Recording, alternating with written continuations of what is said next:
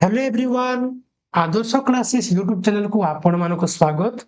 आज आम सामाजिक विज्ञान रो प्रथम अध्याय भारतर भौगोलिक विविधतार संपूर्ण प्रश्न उत्तर आलोचना करवा। वीडियो को शेष पर्यंत देखंतु आउ एमिति तमर सबुजाक विषयर प्रश्न उत्तर वीडियो पाया पे आम चैनल को सब्सक्राइब करी पाखरे थिबा बेल आइकन को ऑन कर दियंतु आउ वीडियो को लाइक करिके निजर सांग मानक सह शेयर कर दियंतु। तेबे चलंतु आज आमे सामाजिक विज्ञान रो प्रथम अध्याय भारतर भौगोलिक विविधतार संपूर्ण प्रश्न उत्तर आलोचना करवा। ठीक अछि।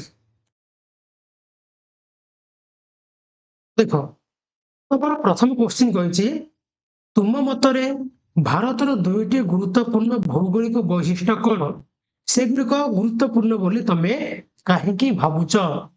क्वेश्चन से कहिछि तुम मतरे भारतर दुईटी गुरुत्वपूर्ण भौगोलिक वैशिष्ट्य कौन आ सेगुड़िक गुरुत्वपूर्ण बोली तुमे काहेकि भावुच। तो देख उत्तर लिखिबा भारतर दुईटी गुरुत्वपूर्ण वैशिष्ट्य कौन वैशिष्ट्य हूँ गोटे हूँ हिमालय पर्वतमाला आ गोटे गांगेय समतल भूमि।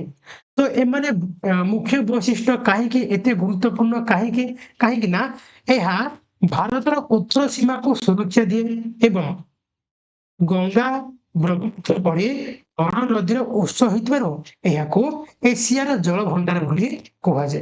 सेमिति गांगेय समतल अंचल कहीं गुरुत्वपूर्ण ना यह पृथ्वीर अन्यतम उर्वर अंचल जहाँ कृषि हो बसवास अत्यंत उपयोगी है। कृषि आउ कौन बसवास अत्यंत उपयोगी गांगेय समतल अंचल। ठीक अच्छे। तो एक नंबर प्रश्न उत्तर सरला। दुई नंबर क्वेश्चन कौन देइछे जदि जदि हिमालय न था भारत किपरि देखा जाइतांता बोली तुमे भावुच। ए संबंध में एक संक्षिप्त टिप्पणी लिख किंबा चित्र माध्यम तुम भावनार परिप्रकाश कर। क्वेश्चन कहिछे जदि हिमालय न था तेबे भारत किपरि देखा जाइतांता बोली तुमे भावुच। ए संबंध में संक्षिप्त टिप्पणी लिखिबो आउ चित्र माध्यम तुम भावना को परिप्रकाश करिवो। तो टिप्पणी को लिखि दउछि चित्र तमे निजे करिवो। ठीक अछि। तो जदि हिमालय न था भारत किपरि देखा जाइतांता देख जदि हिमालय न था तेबे मध्य एशिया आसुथिबा प्रबल शीतल पवन भारत को एक शीतल मरुभूमि रे परिणत कर देइथांता हैला। मध्य एशिया आसुथिबा शीतल पवन भारत को गोटे शीतल मरुभूमि रे परिणत कर देइथांता। भारत में मौसमी वर्षा हो पारि न एवं गंगा जमुना पड़े वर्षार पानी रोकुवा नदी गुड़िक जन्म नहीं न था। ठीक अच्छे। तो एबे तमे कौन करिवो ना गोटे चित्र भारत मानचित्र करिवो जोटि कि हिमालय नथिबो आउ एही सब कोन असुविधा देखा जाउतबो सेमिति गोटे मानचित्रटे करिवो। ठीक अच्छे। आगे जीवा आमे 3 नंबर क्वेश्चन को भारत को एक क्षुद्र महादेश कुआजे तुमे जहाँ पढ़िच ताहा आधार रे काहेकि तुमे एपरि भावुच। भारत को गोटे कौन जे क्षुद्र महादेश बोली कुआजे तेबे तुमे जहाँ जहाँ पढ़िच ता आधार रे काहेकि कुआजे बोली तुमे भावुच। काहेकि कुआजे देखो काहेकि कुआजे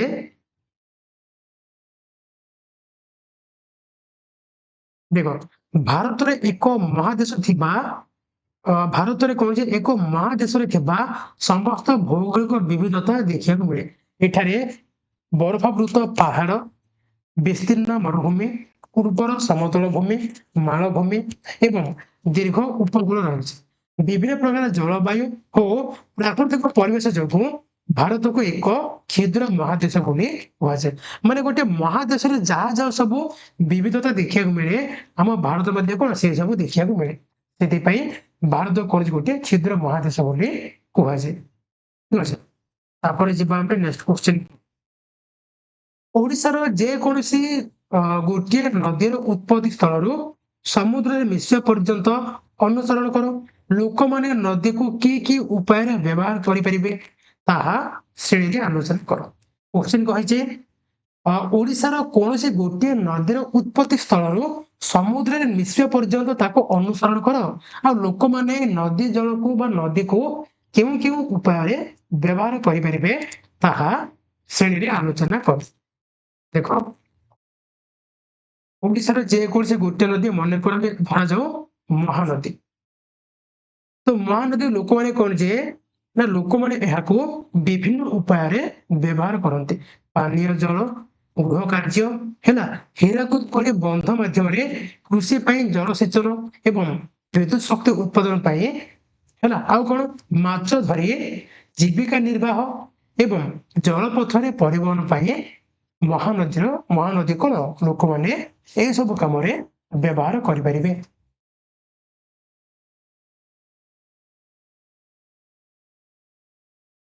ଠିକ ଅଛି, ତାପରେ ଯିବା ଆମେ 5 ନମ୍ବରକୁ। 5 ନମ୍ବରରେ କ୍ୱେଶ୍ଚିନ୍ କହିଛି ଭାରତର ଦକ୍ଷିଣାଂଶକୁ କାହିଁକି ଏକ ଉପଦ୍ୱୀପୀୟ ମାଳଭୂମି ବୋଲି କୁହାଯାଏ? ଭାରତର ଦକ୍ଷିଣାଂଶକୁ କାହିଁକି ଗୋଟିଏ ଉପଦ୍ୱୀପୀୟ ମାଳଭୂମି ବୋଲି କୁହାଯାଏ? କାହିଁକି କୁହାଯାଏ? ଦେଖ ଭାରତର ଦକ୍ଷିଣାଂଶକୁ ଏକ ମାଳଭୂମି କୁହାଯାଏ କାହିଁକି ନା ଭାରତର ଦକ୍ଷିଣାଂଶ ତିନି ପଟୁ ଜଳ ଯେମିତିକି ଆରବ ସାଗର, ବଙ୍ଗୋପସାଗର ଆଉ ତଳକୁ ଭାରତ ମହାସାଗର ହେଲା, ଏମାନେ ଦ୍ୱାରା କଣ ଯେ ଘେରି ହୋଇ ରହିଥିବାରୁ ଏହାକୁ ଉପଦ୍ୱୀପ କୁହାଯାଏ ଏବଂ ଏହି ଅଞ୍ଚଳଟି ଏକ ଉଚ୍ଚ ପଥୁରିଆ ସମତଳ ଭୂମି ହୋଇଥିବାରୁ ଏହାକୁ ଉପଦ୍ୱୀପୀୟ ମାଳଭୂମି ବୋଲି ମଧ୍ୟ କୁହାଯାଏ। ବୁଝାଗଲା? ତାପରେ ଆମେ क्वेश्चन को 6 नंबर क्वेश्चन से कहिছে ଏହି ଅଧ୍ୟାୟରେ ୟୁନେସ୍କୋ ଦ୍ୱାରା ଘୋଷିତ କେଉଁ ଐତିହ୍ୟ ସ୍ଥଳୀଟି ତୁମକୁ ଅତ୍ୟନ୍ତ ଭଲ ଲାଗିଲା ତାର ଆକର୍ଷଣୀୟତା ଏବଂ ଅନୁଚ୍ଛେଦ ମାଧ୍ୟମରେ ବର୍ଣ୍ଣନା କର। ତେବେ ଏହି ଅଧ୍ୟାୟରେ ଯେଉଁ ଐତିହ୍ୟ ସ୍ଥଳୀଟି ୟୁନେସ୍କୋ ଦ୍ୱାରା ଘୋଷିତ ହୋଇଛି କେଉଁ ଐତିହ୍ୟ ସ୍ଥଳୀଟି ତୁମକୁ ଅତ୍ୟନ୍ତ ଭଲ ଲାଗିଲା ତାର ଆକର୍ଷଣୀୟତା ଏକ ଅନୁଚ୍ଛେଦ ମାଧ୍ୟମରେ ବର୍ଣ୍ଣନା କର। ଗୋଟେ ଅନୁଚ୍ଛେଦ ଆମେ ତାର ଆକର୍ଷଣୀୟତା ଲେଖିବା। ତ ଦେଖ ମତେ ପଶ୍ଚିମଘାଟ ପର୍ବତମାଳା ବହୁତ ଭଲ ଲାଗିଲା। ଏହା ଏକ ଜୈବ ବିବିଧତା ସମ୍ପୂର୍ଣ୍ଣ ସ୍ଥଳ। ଏଠାରେ ଅନେକ ବିରଳ ପଶୁପକ୍ଷୀ, ଜଳପ୍ରପାତ ଏବଂ ଘଞ୍ଚ ଜଙ୍ଗଲ ରହିଛି ଯାହା ପରିବେଶ ପାଇଁ ଅତ୍ୟନ୍ତ ଗୁରୁତ୍ୱପୂର୍ଣ୍ଣ ହେଲା, ଏତିକି ଲେଖିବ। ତାପରେ ଯିବା ଆମେ 8 ନମ୍ବର କଣ ଦେଇଛି ଖାଦ୍ୟ ସଂରକ୍ଷଣ ପାଇଁ ଭାରତର ଭିନ୍ନ ଭିନ୍ନ ଅଞ୍ଚଳରେ ଭିନ୍ନ ଭିନ୍ନ ଉପାୟ ମାନ ଅବଲମ୍ବନ କରାଯାଇଥାଏ। ସେଗୁଡ଼ିକୁ ସ୍ଥାନୀୟ ଭାବେ ଗ୍ରହଣ କରାଯାଏ। ଗୋଟେ ନିର୍ଦ୍ଦିଷ୍ଟ ଋତୁରେ ଉପଲବ୍ଧ ପନିପରିବାକୁ କିପରି ଅନ୍ୟ ଋତୁରେ ଶୁଖାଇ ସଂରକ୍ଷଣ କରାଯାଏ ସେ ସମ୍ବନ୍ଧରେ ଏକ ପ୍ରକଳ୍ପ ପ୍ରସ୍ତୁତ କର। ଗୋଟେ ପ୍ରକଳ୍ପ ମାନେ ଗୋଟେ ପ୍ରୋଜେକ୍ଟ କରିବାକୁ କହୁଛି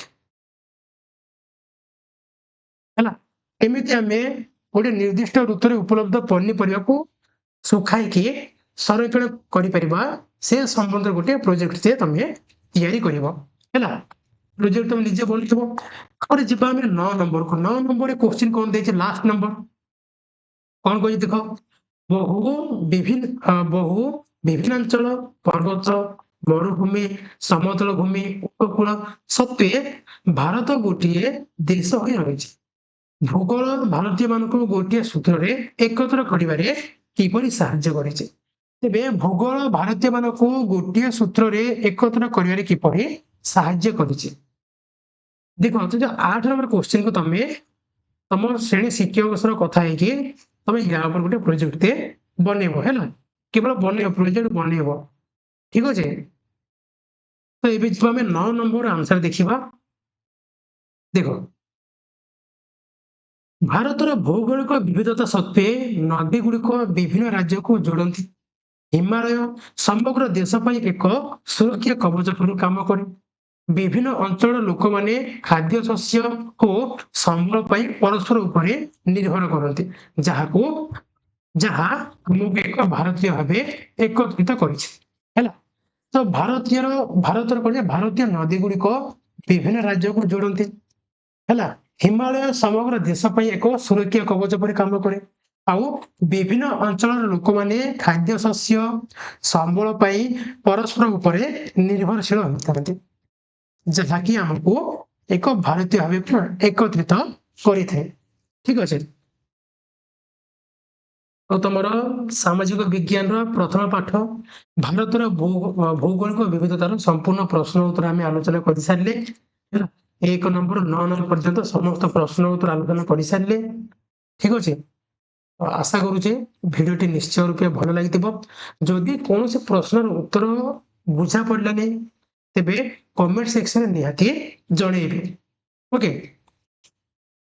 आउ एमिति अन्य सब्जेक्ट गुड़िकर प्रश्न उत्तर भिडियो पाइबा चैनल को सब्सक्राइब करी पाखरे थिबा बेल आइकन को ऑन कर दियंतु भिडियो को लाइक करके निजर सांग मान सह शेयर कर दियंतु आज पे एतिकी पुणी देखा नेक्स्ट क्लास रे धन्यवाद।